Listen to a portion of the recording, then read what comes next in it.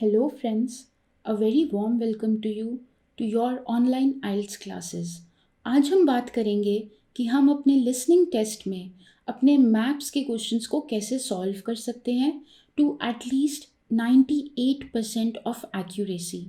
Maps के questions काफ़ी difficult हो सकते हैं अगर हमने उन्हें बिफोर हैंड प्रैक्टिस नहीं किया है. तो इस वीडियो में मैं आपको बताऊंगी कि आप कौन कौन सी ट्रिक्स को यूज़ करके अपने मैप्स के क्वेश्चंस को सॉल्व कर सकते हैं और कैसे बिफोर हैंड आप अपने आप को पूरे कॉन्सेप्ट के साथ फेमिलियराइज कर सकते हैं. So let's begin.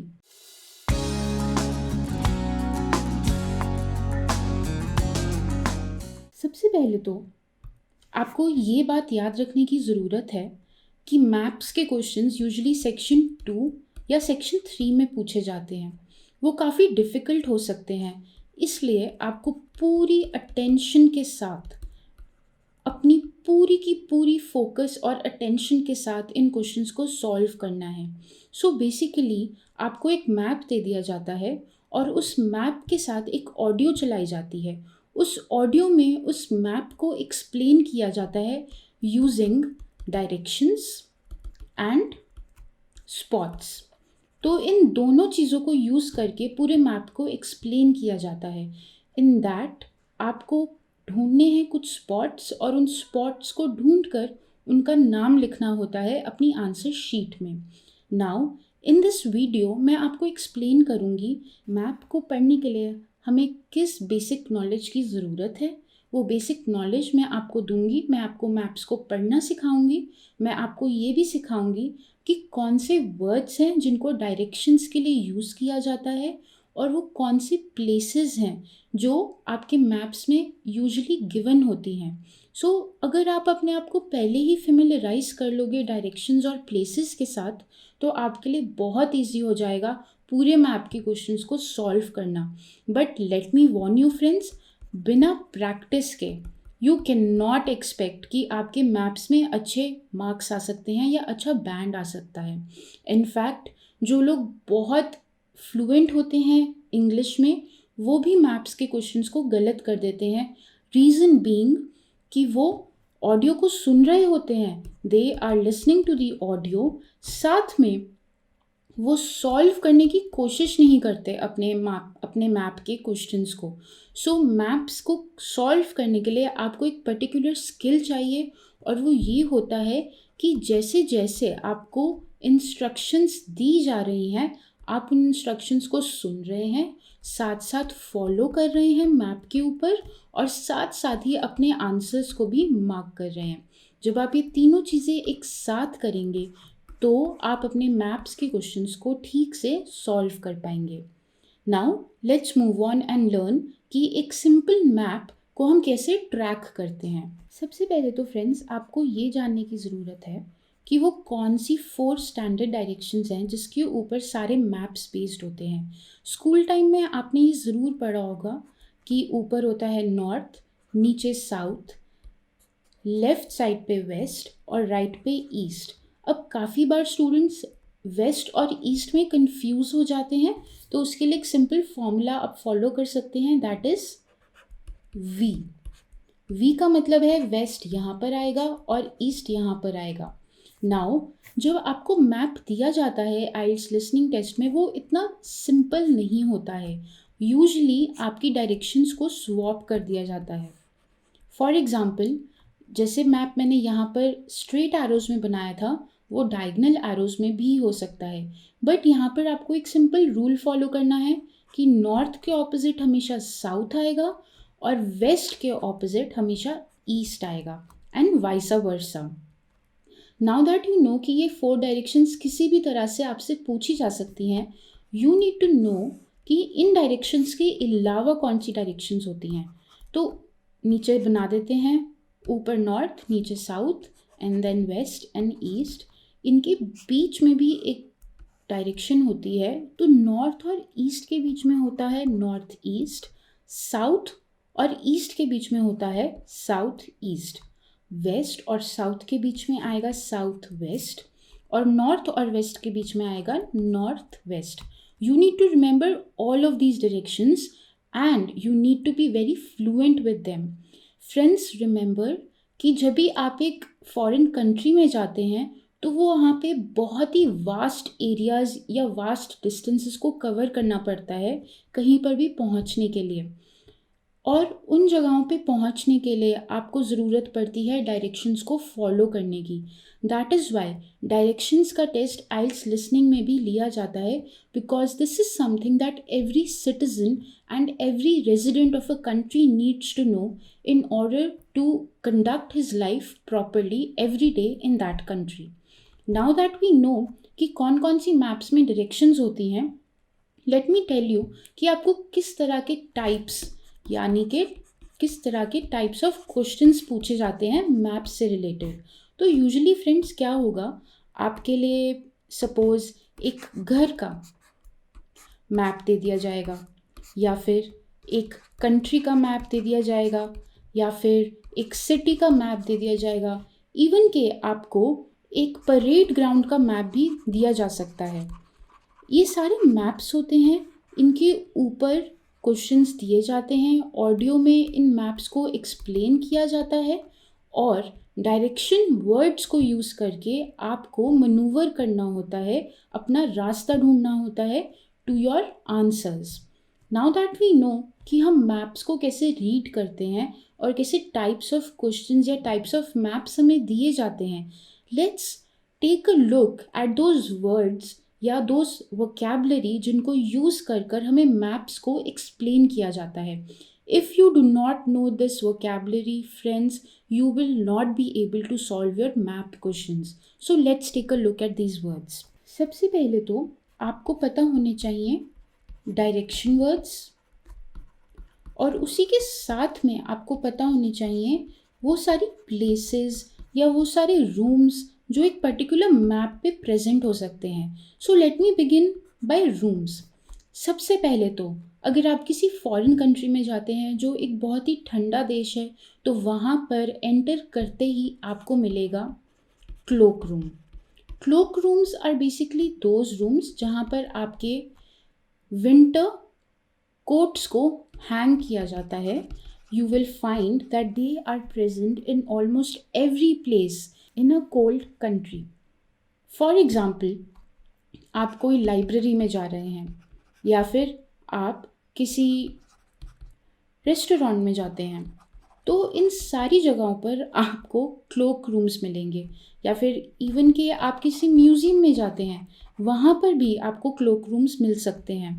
After cloak rooms बहुत ही कॉमन वर्ड है या बहुत ही कॉमन एरिया है जो वहाँ पर यूज़ किया जाता है, जिसको कहते हैं lounge area. So lounge area is basically a sitting place, और मैप्स के ऊपर इसको डिपिक्ट किया जाता है कुछ इस तरह। इसकी जगह सोफ़ाज़ भी बने हो सकते हैं, इसकी जगह चेयर्स भी लगी हो सकती हैं, टेबल्स भी हो सकती हैं। So that varies from map to map, you need not worry about that. You just need to remember कि अगर कहीं कहीं पर लाउंज एरिया लिखा है तो वो एक्चुअली सिटिंग एरिया है। इसी के साथ हो सकते हैं dining areas. Dining areas are similar to restaurants. Restaurant के स्पेलिंग्स याद रखिएगा, अक्सर गलत हो जाते हैं। This is how you spell restaurant. Dining area, restaurants, साथ ही में आ जाते हैं कैफेटेरियाज़। कैफेटेरियाज़ एक बहुत ही कॉमन प्लेस है फॉरेन कंट्रीज़ में। They are not exactly restaurants, but they are not exactly open areas as well. So cafeterias को हम कैफ़े भी कहते हैं। अगर आपको ऑडियो में कैफेटेरिया वर्ड सुनाई देता है और साथ में आपको अपने मैप पर कहीं पर चेयर्स या टेबल्स नज़र आती हैं, तो समझ लीजिए कि ये एक कैफेटेरिया एरिया है। आप अपने आंसर्स में कैफेटेरिया की जगह कैफ़े भी लिख सकते हैं अगर आपको इसकी स्पेलिंग डिफ़िकल्ट लगती है, बट आई सजेस्ट कि आप ये सारी स्पेलिंग्स को अच्छे से याद कर लें, so that you don't end up marking them wrongly in your answer sheet. Cafeterias के बाद एक बहुत ही कॉमन एरिया है जो वहाँ पे देखने को मिलता है, वो है बेसमेंट्स। तो बेसमेंट्स का रास्ता मैप पर यूजुअली दिखाया जाता है स्टेयर्स के थ्रू, जो नीचे की तरफ यानी डाउनवर्ड जा रही होती हैं। उन बेसमेंट की स्टेयर्स को उतरने के बाद after descending the stairs you reach an area which is called as a basement. Basement के साथ साथ एक बहुत ही कॉमन एरिया है जो बाहर की कंट्रीज़ में देखने को मिलता है, जिसको अक्सर हम कह देते हैं nursing room. Nursing room actually एक प्राइवेट एरिया होता है, तो अक्सर आपको वो मैप पर एक डोर के बेसिस के ऊपर बना हुआ दिखाई देगा। सो कहीं पे भी आपको डोर नज़र आए और आपको सुनाई दे नर्सिंग रूम, और समझ जाइए इन केस आपने अपना मिस कर दिया है ऑडियो को सुनना, तो समझ जाइए कि जहाँ पे डोर बना हुआ है वो आपका नर्सिंग रूम हो सकता है, because it's a private area, it's not an open area, a public place. तो यूजुअली गार्डन्स में, म्यूजियम्स में, इवन के रेस्टोरेंट्स एंड कैफेटेरियाज में एक नर्सिंग रूम बनाया जाता है। नर्सिंग रूम बेसिकली वो रूम होता है जो new mothers, lactating mothers use कर सकती हैं to feed their small children who are still breastfeeding. So nursing rooms are a very common occurrence in foreign countries. You can find them even in public parks and gardens. अब हमने समझ लिया है कि वो कौन से कॉमन वर्ड्स हैं जो हमें अपने मैप्स पे देखने को मिल सकते हैं। लेट्स मूव ऑन टू हमें किन डायरेक्शन वर्ड्स के साथ इन रूम्स तक पहुंचाने की कोशिश की जाती है। तो मैं आपके लिए एक मैप ड्रॉ करूंगी, टेंटेटिव, एक बहुत ही इनफॉर्मल सा मैप, और उसके थ्रू मैं आपको समझाऊंगी कि कौन से डायरेक्शन वर्ड्स हैं जो हमें पता होने चाहिए in order to mark our answers correctly in the listening test. So friends, let me first introduce you to very common direction words जो यूज़ किए जाते हैं आइल्स लिसनिंग टेस्ट में। उसमें से कुछ वर्ड्स तो बहुत ही कॉमन हैं जो आप रोज़मर्रा की लाइफ में भी सुनते हैं, but still you need to familiarise yourself with all these words. So for example word हो सकता है up, upstairs, down, downstairs, across, for example across the room, across the hall, across the cafeteria, across the dining area. Word हो सकता है straight up ahead. Straight up ahead का मतलब usually ये होता है कि आपको मान लीजिए एक मैप दिया हुआ है, उसमें यहाँ पर डोर्स हैं, यहाँ पर डोर्स हैं, यहाँ पर स्टेयर्स हैं, उन स्टेयर्स को उतर कर आपने ये एक एरिया एंटर किया, तो क्या होगा, if you are going straight up ahead तो आप सीधा सीधा चलते जाएंगे till the time you reach the end of the room. ज़रूरी नहीं कि आप एंड ऑफ द रूम ही जाएं, हो सकता है कि ऑडियो में आपको बीच में रोक दिया जाए। So you need to pay attention while following the instructions that are being given in the audio regarding the map. Straight up ahead के बाद आपके पास वर्ड हो सकता है फुट हिल्स। तो फुट हिल्स एक्चुअली तब यूज़ होता है जब मैप दिया हुआ है, मान लीजिए एक सिटी का, उस सिटी में कहीं पर हिल्स हैं, ठीक है, कहीं पर रोड है, कहीं पर रिवर है, तो इस केस में फुट हिल्स का मतलब हुआ वो सारा एरिया जो हिल्स के नीचे है। इस मैप में ये वाला एरिया देखिए, मैं आपके लिए ब्लू कलर से ड्रॉ कर रही हूँ, ये सारा एरिया फुट हिल्स का होगा। Now that we know what are foothills, तो हमें ये भी पता होना चाहिए अप हिल्स क्या है। अप हिल्स का मतलब होता है कि मैप पर आपको ऊपर जाने के लिए बोला जा रहा है, that is you will B ascending, you will be going upwards towards the north direction. Now बहुत ही कॉमन वर्ड है जो यूज़ किया जाता है opposite, opposite the door right to the dining area. For example यहाँ पर एक डोर है, इसका opposite डोर हो गया exactly ये बहुत easy words हैं, so do not miss out on them. ये सारे words को समझना बहुत easy है. So if you follow these words in the audio, there is a high chance that you will get your answers correct. Opposite के साथ साथ एक बहुत ही common word है जो यूज़ किया जाता है across. Now across को समझना थोड़ा difficult है, but bear with me. जैसे कि मैंने आपको ये रूम की एग्जाम्पल दी थी। अब इस रूम में मान लीजिए यहाँ पर कोई डाइनिंग एरिया है या फिर कोई लाउंज एरिया है जहाँ पर सोफ़ाज रखे हुए हैं। तो अगर आपको बोला जा रहा है that you descend the stairs into the basement, on your left you will see a lounge area, across the lounge area you will see room number A। तो ये क्या हुआ? across का मतलब है that you need to go to the extreme of the room, across the room, that is आप सारे portion को स्किप कर देंगे और बिल्कुल एंड में चले जाएंगे अपने आंसर को ढूंढने के लिए। across the room, across the room के साथ साथ एक बहुत ही कॉमन वर्ड है जो यूज़ किया जाता है जिसको कहते हैं diagonally. Diagonally across the room. Diagonally और अक्रॉस का एक ही मतलब है।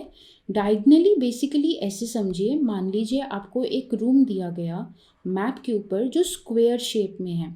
तो स्क्वायर में जब हम डायगनल ड्रॉ करते हैं एक पर्टिकुलर पॉइंट से, मान लीजिए आपने इस रूम को एंटर किया यहाँ से, तो यहाँ से आप डायगनल ड्रॉ करना शुरू करेंगे तो वो एंड ऑफ द रूम पे जाएगा। अगर आपने रूम को यहाँ से एंटर किया है और आप यहाँ पर खड़े हैं तो इस पॉइंट का डायगनल भी ये होगा या फिर ये होगा।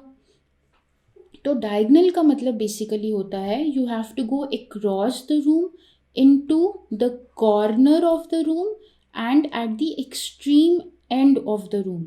इसीलिए इसके साथ साथ अक्रॉस डायगनल के साथ साथ हम वर्ड यूज़ करते हैं कॉर्नर ऑफ द रूम। इसका भी यही मतलब है कि आपको रूम के कॉर्नर में जाना है अपने आंसर को मार्क करने के लिए, अपने पोजीशन को ढूंढने के लिए। नाउ रिमेंबर फ्रेंड्स, जब आपको एक मैप दिया जाता है तो अक्सर ऐसा हो सकता है that you are told in the audio that you take a straight towards the north, then you reach the northern point and you take a right, from right you take a left। अब आप यहाँ पर आ गए हैं तो आप यहाँ से लेफ्ट कैसे लेंगे? तो ऑलवेज रिमेंबर, जब आप नॉर्थ से राइट जाते हैं या फिर लेफ्ट जाते हैं तो you will be facing this portion. इस पोर्शन को जो आप फेस कर रहे हैं इसके रिलेशन में अब आपने लेफ़्ट या राइट जाना है। तो मान लीजिए आपको कहा जाता है go straight up ahead towards north, take a right from point A, हमने राइट लिया, हम यहाँ पर आ गए, and then take a left from this position. इस पोजिशन से अगर आपने लेफ़्ट लेना है you will be going towards this side, not this side.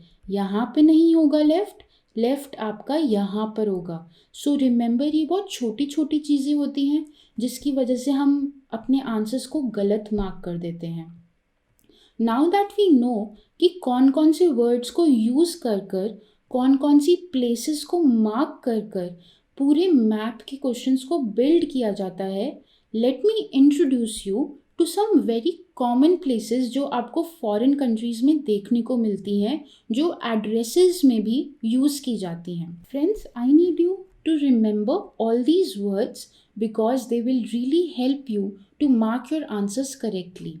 For example, बाहर की कंट्रीज़ में वर्ड यूज़ किया जाता है avenue. Avenue is very similar to a venue. कोई भी जगह का नाम जो है वो एवेन्यू के बेसिस पे दिया जा सकता है। एवेन्यू के साथ साथ यूज़ होता है वर्ड लेन। लेन का मतलब है कोई भी सड़क या कोई रोड। लेन के साथ साथ जो मार्कर्स होते हैं या आइडेंटिफायर्स होते हैं किसी एड्रेस के, वो हो सकता है traffic lights, fountains, public squares. Squares का मतलब होता है कोई भी open area which might be surrounded by a market, it might be surrounded by traffic lights, or it might be surrounded by a hub of shops। ये सारी ही चीज़ें एक पब्लिक स्क्वायर के आसपास हो सकती हैं। यूजुअली एक स्क्वायर के बीच में एक फाउंटेन होता है या फिर कोई बहुत फेमस बिल्डिंग हो सकती है। बिल्डिंग के नाम पर एक बहुत ही कॉमन वर्ड है जो बाहर यूज़ किया जाता है, which is a castle। So remember, ये वर्ड काफ़ी बार आएगा आपकी ऑडियो में एंड यू मस्ट नो। हो सकता है आपको कासल का नाम भी पूछा जाए, but in that case usually आपको स्पेलिंग भी प्रोवाइड की जाती है। सो मेक श्योर कि आप बहुत ध्यान से स्पेलिंग को सुन रहे हैं। कासल के साथ साथ एक बहुत ही कॉमन वर्ड जो बाहर यूज़ होता है वो है बीच और बीचेस, जू, public market, shopping malls. All of these are identifiers in a map, so you need to be aware of them. एक मान लीजिए आपको एक सिटी का मैप दिया जा रहा है, तो इस सिटी के मैप में आपको रिवर्स भी बनाए हुए मिल सकते हैं, हिल्स भी मिल सकती हैं, फेमस बिल्डिंग्स भी मिल सकती हैं जैसे कि कोई कासल, आपको एक बीच भी मिल सकता है, आपको कोस्ट लाइन भी मिल सकती है। कोस्ट लाइन और बीच एक ही चीज़ है। इसके अलावा आपको एक मैप के ऊपर गार्डन्स भी दिए हो सकते हैं। नाउ आपको पता होना चाहिए कि गार्डन्स एक बहुत ही common place of entertainment and hanging out है फॉरेन कंट्रीज़ में। वहाँ के लोग गार्डन्स जाके हैंग आउट करना बहुत पसंद करते हैं। सो एक मैप के ऊपर always be on the look out for the name of gardens. Friends, ये तो हुआ वो सारी चीज़ें जो आपको पता होनी चाहिए अपने मैप के क्वेश्चंस को सॉल्व करने के लिए। इसके अलावा you need to practice a lot of tests in order to score well in your map questions. Remember friends, map questions are not easy. Map के क्वेश्चंस आपको फिलर्स के फॉर्म में और मैच द फॉलोइंग के form में भी मिल सकते हैं, या फिर वो कोडेड वर्ड्स भी हो सकते हैं। फॉर एग्ज़ाम्पल, ए कौन सी पोजीशन पर है, बी की पोजीशन पर कौन सी प्लेस है, सी पर क्या है, डी पर क्या है। So you need to be very attentive while attempting your question for maps. So friends, आज के लिए इतना ही. I will see you in the next video. So stay tuned to our channel.